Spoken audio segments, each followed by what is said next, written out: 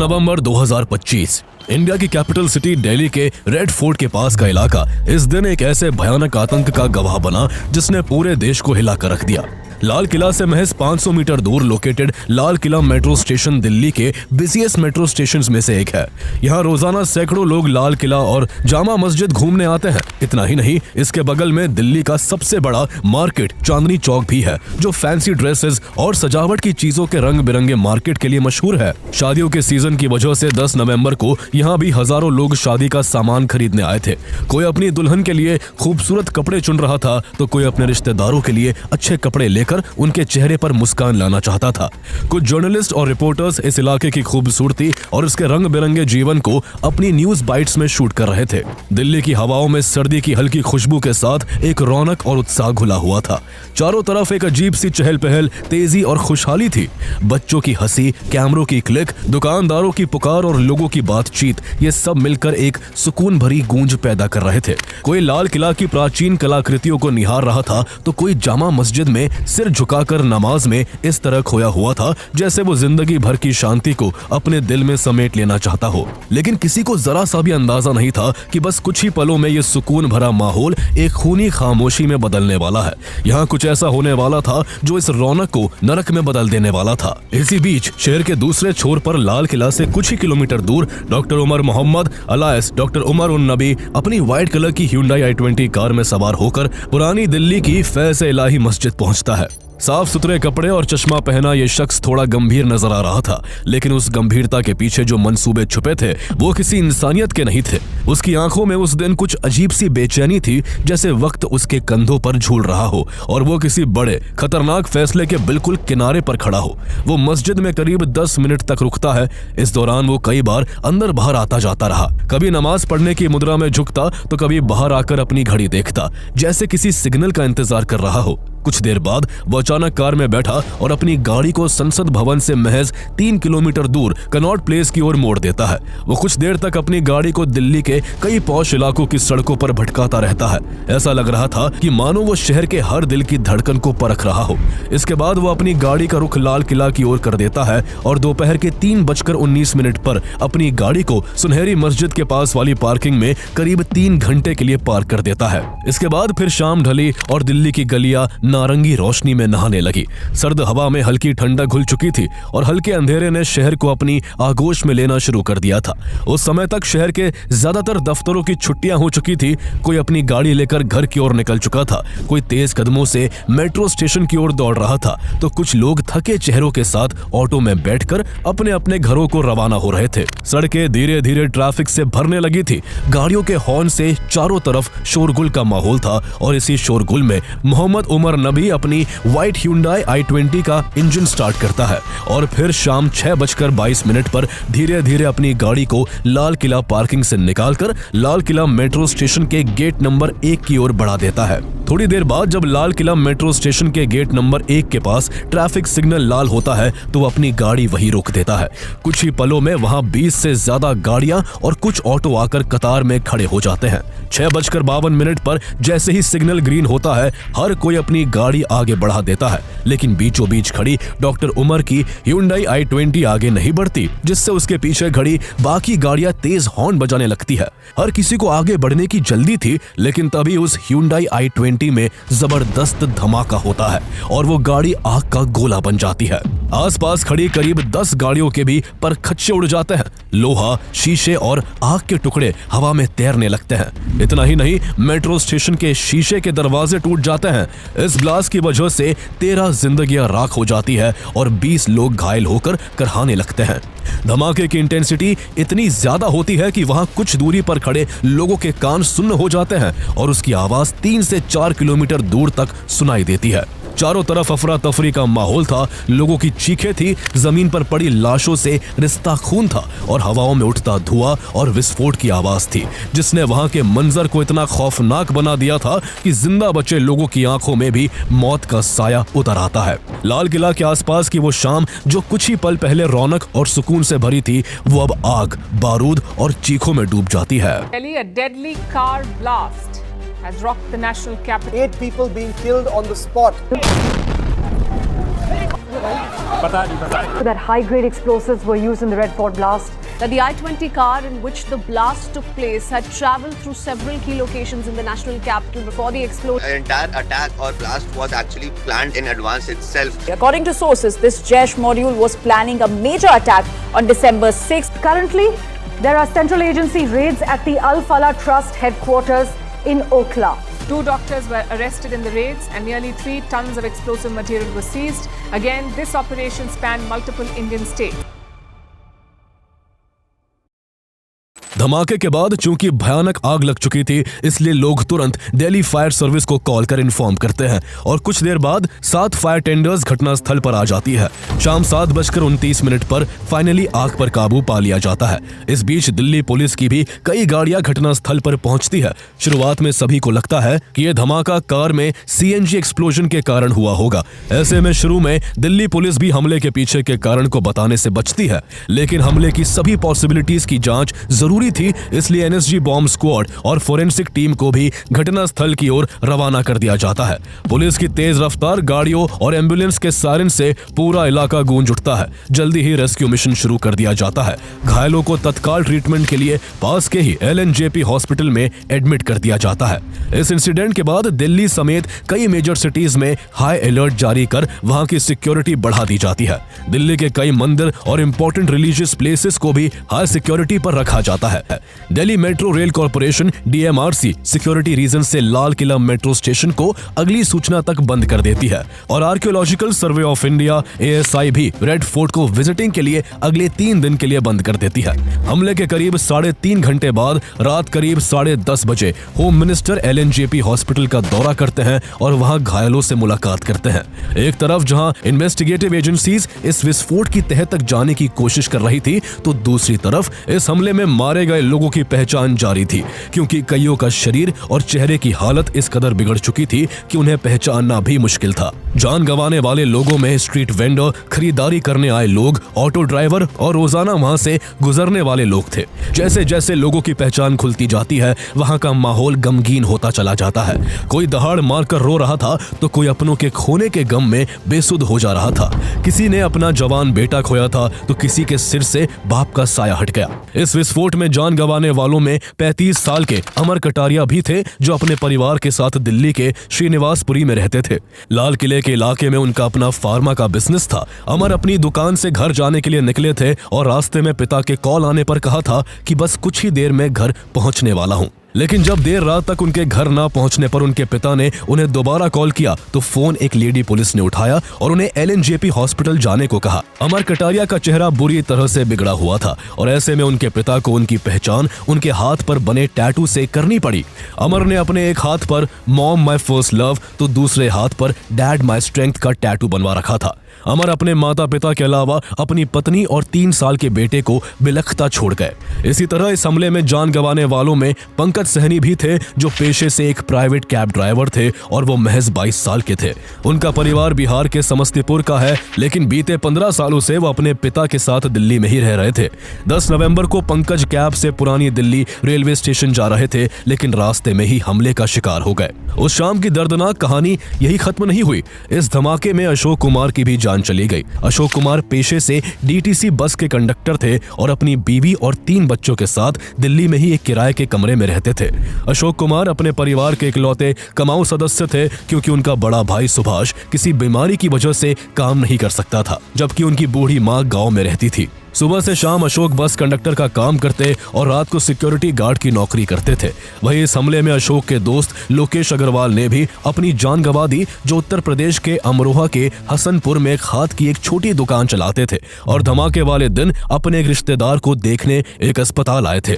इन सब के अलावा इस विस्फोट में शादी के कार्ड छापने वाले दिनेश मिश्रा और ई-रिक्शा ड्राइवर मोहसिन मलिक और मोहम्मद जुम्मन और कॉस्मेटिक शॉप चलाने वाले नोमान अंसारी ने अपनी जान गंवा दी। इस काली स्याह रात की दुख भरी दास्तान काफी लंबी थी। इधर सरकार, प्रशासन और जांच एजेंसियों में हड़कंप मचा हुआ था।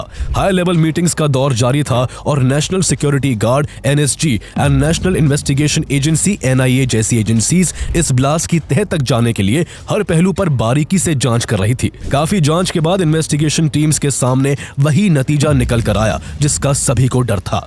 ये एक आत्मघाती आतंकी हमला ही था और व्हाइट I-20 चलाने वाला आतंकी डॉक्टर उमर मोहम्मद उर्फ डॉक्टर उमर उन नबी भी ब्लास्ट में मारा गया था। उसके रिमेन्स का DNA उसके परिवार के DNA से मैच कर गया। डॉक्टर उमर मोहम्मद ने यह आत्मघाती हमला क्यों किया, ये जानने के लिए इस बात पर ध्यान देना जरूरी है कि यह कोई परफेक्ट तरीके से प्लान किया गया अटैक नहीं था। यह तो एक बहुत बड़े आतंकी प्लॉट का छोटा सा हिस्सा था जिसे घबराहट और जल्दबाजी में अंजाम दिया गया था। इस साजिश में डॉक्टर उमर अकेला नहीं था। इसमें doctor Adil Ahmad Rather, doctor Muzammil Shakeel, doctor Shaheen Saeed, इमाम इरफान अहमद, डॉक्टर अहमद मोहिउद्दीन सैयद, आजाद सुलेमान शेख और मोहम्मद सुहेल खान जैसे कई लोग शामिल थे। इनमें से ज्यादातर डॉक्टर थे, लेकिन इनके दिमाग में कट्टरपंथ और आतंक की प्लानिंग चल रही थी। इनका असली प्लान 26/11 मुंबई अटैक की तरह दिल्ली में एक साथ कई बड़े हमले करने का था, जिनमें Lal Qila, India Gate, Constitution Club, Connaught Place जैसी दर्जनों जगह इनके निशाने पर थी। सिर्फ यही नहीं, इनका प्लान यूपी और हरियाणा के धार्मिक स्थलों को भी निशाना बनाने का था। इनके प्लान में सिर्फ बम धमाके नहीं, बल्कि AK-47 और AK-56 से पब्लिक प्लेसेस पर ताबड़तोड़ फायरिंग कर मास किलिंग करना भी शामिल था। साथ ही ये हॉस्पिटल्स को भी टारगेट करना चाहते थे ताकि ब्लास्ट और फायरिंग के बाद मेडिकल हेल्प तुरंत ना मिल सके और कैजुअलिटी ज्यादा से ज्यादा हो सके। यानी जो कार ब्लास्ट हुई वो तो इस खतरनाक प्लानिंग के आगे महज एक छोटा सा नमूना था। लेकिन इन पढ़े लिखे सफेद कोट वाले डॉक्टर आतंकियों का पूरा खौफनाक प्लान महज एक पोस्टर से चौपट हो गया। 10 नवंबर के ब्लास्ट से करीब 20-21 दिन पहले 19 अक्टूबर को कश्मीर के नौगाम इलाके में JNK पुलिस की नजर दीवारों पर लगे कुछ अजीब पोस्टर्स पर पड़ी। ये पोस्टर जैश-ए-मोहम्मद के थे और इनमें एक जहरीला फरमान लिखा था। उम्मीद करता हूं आप सब लोग खैरियत से होंगे। हम कुछ समय से देख रहे हैं कि आप लोग अब भी गुनाहों में डूबे हुए हो। जो काम तुम शरीयत के खिलाफ कर रहे हो उससे अब बाज आ जाओ। कुछ लोग अपनी दुकानों पर इन भारतीय दरिंदों को पनाह देते हैं जिससे हमारे कामों में रुकावट आती है। हम उन्हें भी आखिरी बार चेतावनी दे रहे हैं और आगे तुम कभी माफी के हकदार नहीं रहोगे। पोस्टर का पूरा टोन साफ था, डर फैलाना, लोगों को इंटिमिडेट करना और घाटी में अपनी पकड़ मजबूत करना। JNK पुलिस ये पोस्टर पढ़कर तुरंत समझ गई कि कुछ बहुत बड़ा पक रहा है। बस यही से ये पूरी साजिश खुलने लगी और आगे जो सामने आया उसने पूरे देश की सुरक्षा एजेंसियों को हिला दिया। पुलिस ने जल्द ही इन पोस्टर्स को चिपकाने वाले की छानबीन शुरू कर दी। करीब 50 अधिकारियों की टीम बनाई गई, 60 CCTV फुटेज खंगाली गई और इसका नतीजा ये हुआ कि 31 अक्टूबर को एक शख्स CCTV फुटेज में दिखा जो पोस्टर चिपका रहा था। ये शख्स सहारनपुर के एक फेमस मेडिकेयर हॉस्पिटल का डॉक्टर आदिल अहमद राठर था। जम्मू कश्मीर पुलिस ने तुरंत उसको ढूंढना शुरू कर दिया और उसके फोन को भी सर्विलेंस पर डाल दिया। फोन सर्विलेंस से जल्दी ही पता चल गया कि वो पाकिस्तान के हैंडलर्स के संपर्क में है। उसकी लोकेशन यूपी के सहारनपुर में मिली और 6 नवंबर को उसे AK-47 ग्रेनेड और एक्सप्लोजिव मटेरियल के साथ गिरफ्तार कर लिया गया। पहले तो उसने मुंह नहीं खोला, लेकिन जब पुलिस ने उस पर सख्ती दिखाई तो वो टूट गया और उसने पूरी साजिश से पर्दा उठा दिया। उसने पूछताछ में एक और अहम नाम बताया। ये नाम डॉक्टर मुजम्मिल शकील का था जो पुलवामा का रहने वाला था, लेकिन हरियाणा के फरीदाबाद में अल फलाह यूनिवर्सिटी में फैकल्टी था। आदिल ने बताया कि मुजम्मिल के पास भारी मात्रा में एक्सप्लोजिव मटेरियल रखा हुआ है। इस इनपुट पर 9 नवंबर को JNK पुलिस फरीदाबाद पहुंची और अगली सुबह मुजम्मिल को पकड़ लिया गया। मुजम्मिल के कमरे से जो बरामद हुआ उसे देख अधिकारियों की होश उड़ गए। उसके कमरे से 358 किलो अमोनियम नाइट्रेट, एक Krinkov assault rifle, 3 magazines, 91 live rounds, एक पिस्टल और उसके cartridges, 20 timers, batteries, remote controls, walkie talkie, कई तरह का बॉम्ब मेकिंग मटेरियल, कई इलेक्ट्रॉनिक डिवाइसेस और पेन ड्राइव्स बरामद हुए। उसके रूम से पुलिस को 2 डायरीज भी मिली जिनमें कोड वर्ड्स और एन्क्रिप्टेड नोट्स लिखे थे और बार बार 3 शब्द लिखे हुए थे: operation, shipment and package. Police को इसमें अब एक बड़े आतंकी नेटवर्क की झलक दिख रही थी और मामला भारी लग रहा था। इसलिए इसमें सिर्फ जम्मू एंड कश्मीर पुलिस नहीं बल्कि हरियाणा पुलिस, उत्तर प्रदेश पुलिस और कई सेंट्रल एजेंसीज भी इन्वॉल्व हो गई। जैसे जैसे जांच आगे बढ़ी, इस पूरे आतंकी मॉड्यूल के असली चेहरे सामने आने लगे। डॉक्टर मुजम्मिल शकील की गिरफ्तारी के तुरंत बाद 10 नवंबर को पुलिस ने इस नेटवर्क की एक और अहम सदस्य डॉक्टर शाहीन सईद को पकड़ लिया। डॉक्टर शाहीन की कार से एक क्रिनकॉव असॉल्ट राइफल भी मिली। यह कोई मामूली गिरफ्तारी गिरफ्तारी नहीं थी क्योंकि शाहीन सईद का सीधा संपर्क जैश ए मोहम्मद के सरगना मसूद अजहर की बहन सादिया अजहर से था। ये सादिया वही है जिसने अपने पति यूसुफ अहमद की मौत के बाद जैश ए मोहम्मद की महिला आतंकी विंग जमात उल मोमिनात बनाई थी और उसने भारत में औरतों की इस विंग को बनाने की जिम्मेदारी डॉक्टर शाहीन सईद को सौंपी थी। लेकिन गिरफ्तारी का सिलसिला यही नहीं रुका। फरीदाबाद में जांच टीम ने शोपियन के एक इमाम इरफान अहमद को गिरफ्तार किया। इरफान वही व्यक्ति था जिसने इस मॉड्यूल के कई सदस्यों, खासतौर पर यंग डॉक्टर्स को रेडिकलाइज किया। लेकिन असली झटका तो तब लगा जब दूसरा इमाम मौलवी इश्तियाक पकड़ा गया। मौलवी इश्तियाक हरियाणा के मेवात का रहने वाला था और फरीदाबाद की अल फलाह मॉस्क का इमाम था। पुलिस जब उसके कमरे पर पहुंची तो जो मिला उसने सभी के पैरों तले जमीन खिसका दी। उसके कमरे से 2500 किलो से ज्यादा एक्सप्लोजिव्स बरामद हुए। ये वही जगह थी जहां सालों से मजहब के नाम पर कोई शक नहीं करता था और इसी भरोसे का फायदा उठाकर ये नेटवर्क खुलकर पनप रहा था। इश्तियाक का काम आतंकियों को सेफ हाउस देना, लॉजिस्टिक सपोर्ट देना और फाइनेंशियल चैनल्स तक पहुंच बनाना था। जैसे जैसे जांच का दायरा बढ़ा, फरीदाबाद की अल फलाह यूनिवर्सिटी का नाम हर बार घेरे में आया। 70 एकड़ में फैली यूनिवर्सिटी शिक्षा का केंद्र नहीं बल्कि इन डॉक्टर आतंकियों का टेरर हब बन गई। जितने भी आतंकी पकड़े गए उनमें से ज्यादातर इस यूनिवर्सिटी के थे। यहाँ का रूम नंबर 13 जो डॉक्टर मुजम्मिल का था, इस मॉड्यूल का सीक्रेट मीटिंग पॉइंट था।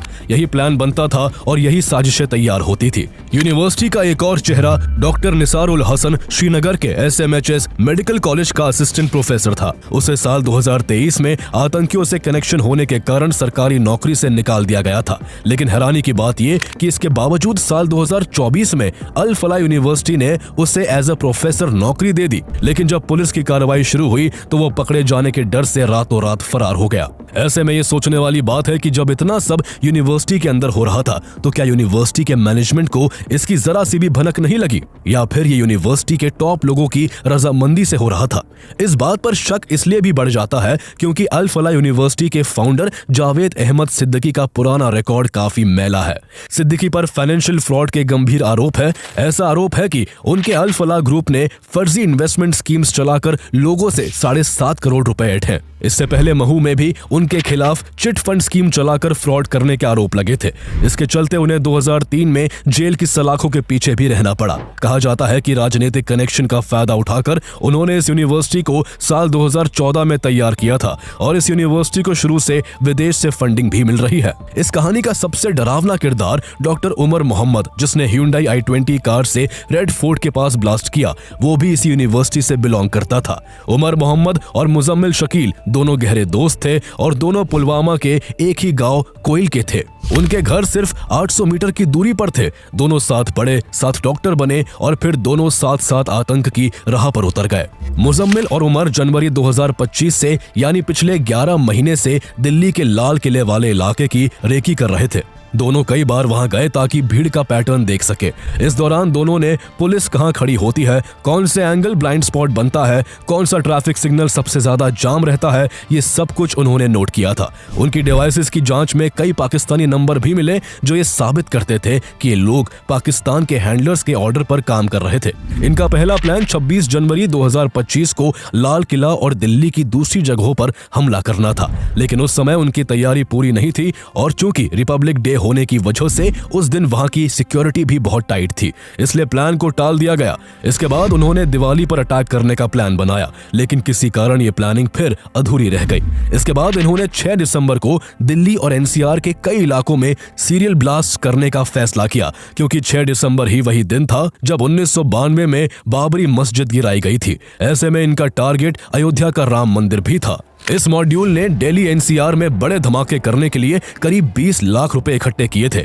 डॉक्टर उमर मोहम्मद बॉम्ब बनाने में एक्सपर्ट था और ये पैसा उसी के पास रखा गया था।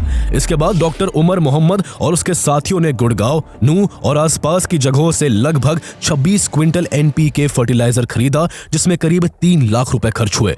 यही फर्टिलाइजर अमोनियम नाइट्रेट के साथ मिलाकर IED बनाने में इस्तेमाल होना था। बॉम्ब मेकिंग के लिए इन्होंने अल फलाह यूनिवर्सिटी की लैब के भी केमिकल्स इस्तेमाल किए। ये लैब मुजम्मिल के कमरे से कुछ ही मीटर की दूरी पर थी। पूरे प्लान के लिए इन्होंने 32 पुरानी कारों का इंतजाम किया था, जिनमें Brezza, Swift Dzire, EcoSport, i20 जैसी गाड़ियां शामिल थी जो कई बार रीसेल हो चुकी थी ताकि ट्रेस करना मुश्किल हो।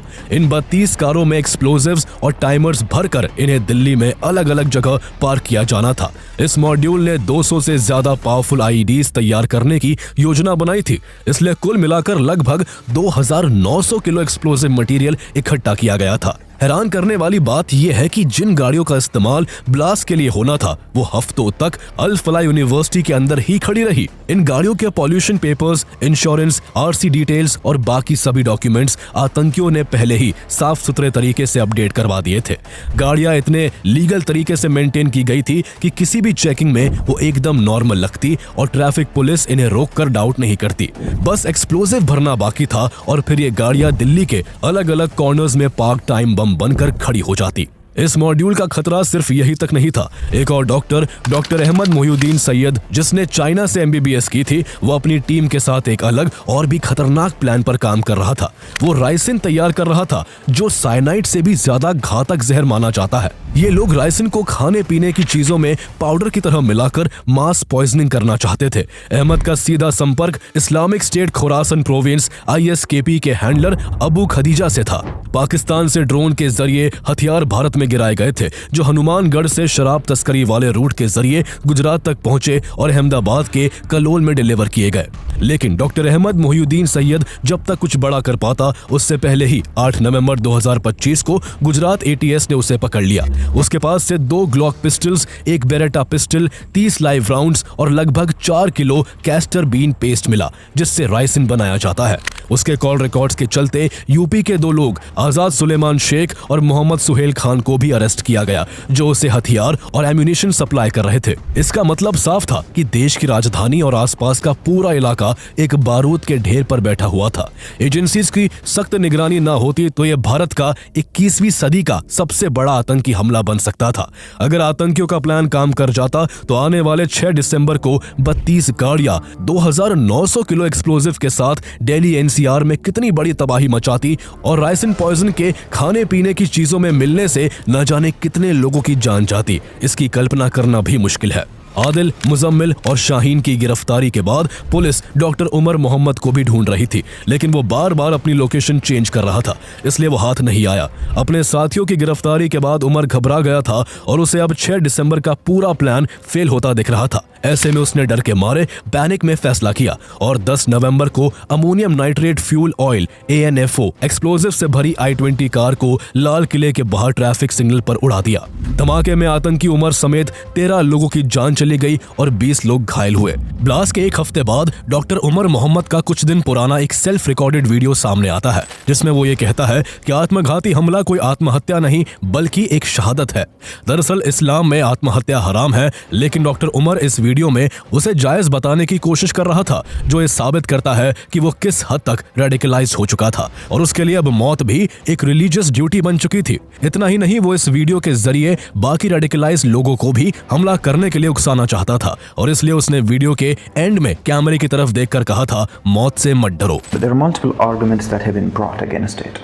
Martyrdom operationals. जांच में पता चला कि जिस i20 में ब्लास्ट किया गया वो पहले मोहम्मद सलमान के नाम पर रजिस्टर्ड थी। उसने ये गाड़ी 1.5 साल पहले दिल्ली के ओखला में रहने वाले देवेंद्र को बेच दी थी। इसके बाद कार नदीम के पास गई और बाद में इसे फरीदाबाद की रॉयल कार जोन ने रीसेल कर दिया। पुलिस और जांच एजेंसियों ने आगे चलकर इस नेटवर्क से जुड़े कई लोगों को गिरफ्तार किया, जिसके बाद पता चला कि ये मेनली 10 लोगों का कोर ग्रुप था, जिनमें ज्यादातर डॉक्टर्स है।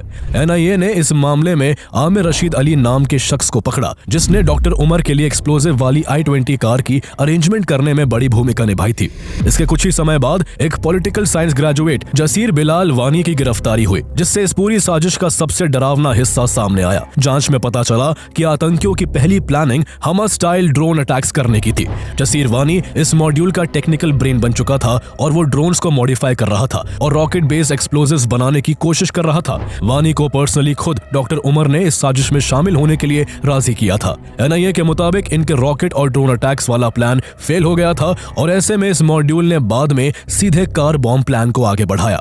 फोरेंसिक टीम ने कंफर्म किया कि ब्लास्ट में अमोनियम नाइट्रेट और फ्यूल ऑयल यानी ANFO का इस्तेमाल हुआ था। लेकिन आगे की जांच में एक और डरावनी संभावना सामने आई। जांच एजेंसीज को ऐसा शक है कि उमर ने इसके साथ TATP यानी ट्राइएसीटोन ट्राइपरऑक्साइड भी इस्तेमाल किया था, जिसे मदर ऑफ सेटन भी कहा जाता है, क्योंकि ये इतना ज्यादा वॉलेटाइल होता है कि हल्की सी गर्मी में भी बिना डेटोनेटर के फट सकता है। प्रोब टीम्स का मानना है कि उमर को इस एक्सप्लोजिव की खतरनाक और अनस्टेबल नेचर के बारे में पूरा पता था और इसलिए वो अपनी गाड़ी को चांदनी चौक जैसे भीड़ भाड़ वाले इलाके में घुमा रहा था।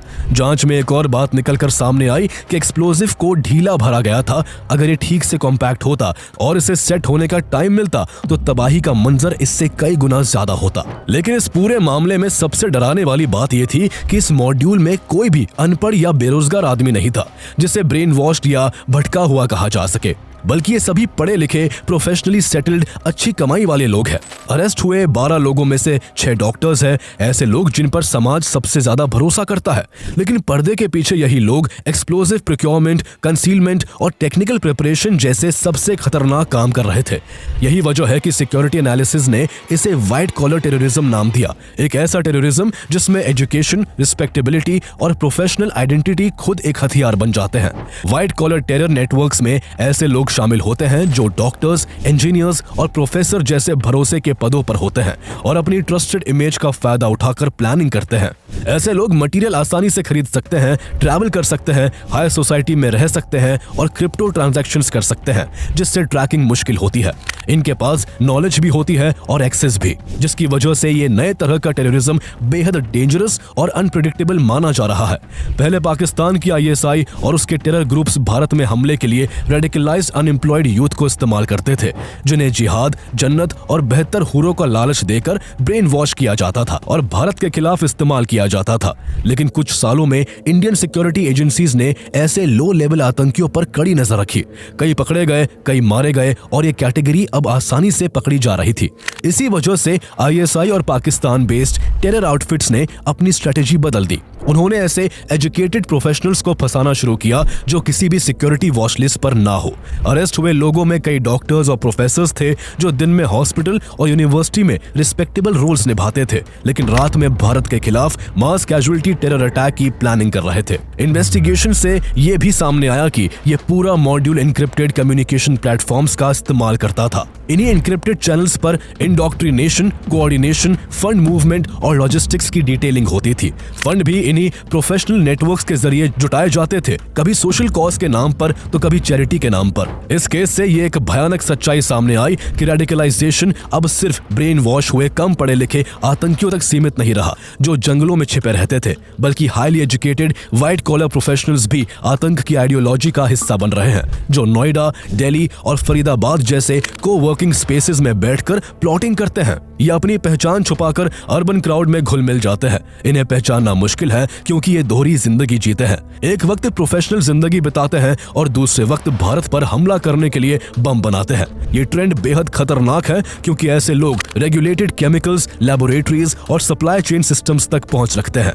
इस मॉड्यूल में ज्यादातर डॉक्टर थे और कई अल फलाह यूनिवर्सिटी में प्रोफेसर्स भी थे। एक ऐसा पेशा जिसे समाज भगवान का रूप मानता है, वही अब मास किलिंग की प्लानिंग में शामिल पाया गया। आने वाले समय में ये खतरा और बड़ा हो सकता है। कल को कोई वकील, कोई पुलिसकर्मी या कोई सेना का जवान भी प्रोफेशनल आइडेंटिटी का इस्तेमाल करके अंदर से हमला कर सकता है। ऐसे हालात में सोसाइटी हर प्रोफेशनल पर शक करने लगेगी, जो एक और सामाजिक खतरा बन जाएगा। व्हाइट कॉलर टेररिज्म की इस नई तस्वीर ने इंडिया की काउंटर टेररिज्म एजेंसीज के सामने एक नया चैलेंज खड़ा कर दिया है। इसी वजह से दिल्ली ब्लास्ट की जांच में अब NIA, NSG, IB और दिल्ली पुलिस के साथ साथ ED भी शामिल हो गई है। ED ये जांच कर रही है कि डॉक्टर्स ने करीब 20 लाख रुपए कहां से जुटाए और ये पैसा किन सोर्सेज से आया। ED द्वारा अल फलाह यूनिवर्सिटी के फाइनेंशियल ट्रांजैक्शंस की भी जांच चल रही है, क्योंकि ED को शक है कि इस यूनिवर्सिटी की फंडिंग विदेश से हो रही है।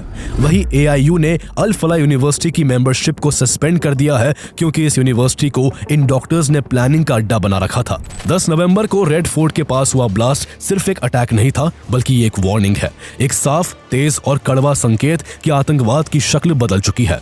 ये उनके असली प्लान का पूरा रूप भी नहीं था, ये तो बस उस विनाश का छोटा सा हिस्सा NASA था। इंटेलिजेंस एजेंसीज और जम्मू कश्मीर पुलिस की तारीफ बनती है, क्योंकि अगर अक्टूबर में उस पोस्टर की लीड को फॉलो करते हुए पूरा व्हाइट कॉलर मॉड्यूल पकड़ा ना जाता तो 6 दिसंबर पर दिल्ली एक ऐसा कहर देखती जिसकी हम शायद कल्पना भी नहीं कर सकते। लेकिन इन सब के बावजूद भी सरकार पर एक नहीं बल्कि कई सवाल खड़े होते हैं। आखिर 13 साल बाद दिल्ली में फिर से धमाका पॉसिबल कैसे हुआ? इतनी बड़ी मात्रा में एक्सप्लोजिव्स दिल्ली तक पहुंच कैसे गए? एक explosive loaded Hyundai i20 car देश की कैपिटल की सड़कों पर कई घंटों घूमती रही, लेकिन किसी भी एजेंसी को रेड फ्लैग क्यों नहीं मिला? सवाल यह भी है कि दिल्ली से कुछ किलोमीटर दूर 2900 किलो एक्सप्लोजिव कई दिनों तक हरियाणा के फरीदाबाद में पड़ा रहा, लेकिन पुलिस को भनक तक नहीं लगी। ये कोई पहली बार नहीं हुआ है। साल 2019 के पुलवामा अटैक में भी 200 किलो RDX से भरी गाड़ी कश्मीर की सड़कों पर घूमती रही और CRPF के काफिले से टकराकर 40 जवानों की जान ले ली। 2016 के पठानकोट अटैक में भी इंटेलिजेंस इनपुट होने और पंजाब पुलिस के एक SP को आतंकियों द्वारा बंधक बनाए जाने की सूचना होने के बावजूद आखिर टेररिस्ट पठानकोट एयर स्टेशन तक कैसे पहुंच गए? 10 नवंबर के अटैक्स ने साफ कर दिया है कि देश के सामने लड़ाई अब बहुत बड़ी है। यह सरकार के लिए एक रिमाइंडर है कि टेररिज्म अब एक नए दौर में प्रवेश कर चुका है। इंडियन गवर्नमेंट को अब चाहिए कि नई स्ट्रेटेजी, ज्यादा मॉडर्न सिक्योरिटी सिस्टम्स और ग्राउंड लेवल अकाउंटेबिलिटी के साथ आतंकियों को उनके मंसूबे में कामयाब होने से पहले ही रोक दे, क्योंकि केवल सवाल सिर्फ ये नहीं कि ब्लास्ट कैसे हुआ, बल्कि सवाल ये है कि अगला हमला ना हो, इसके लिए हमारी सरकार कितनी तैयार है।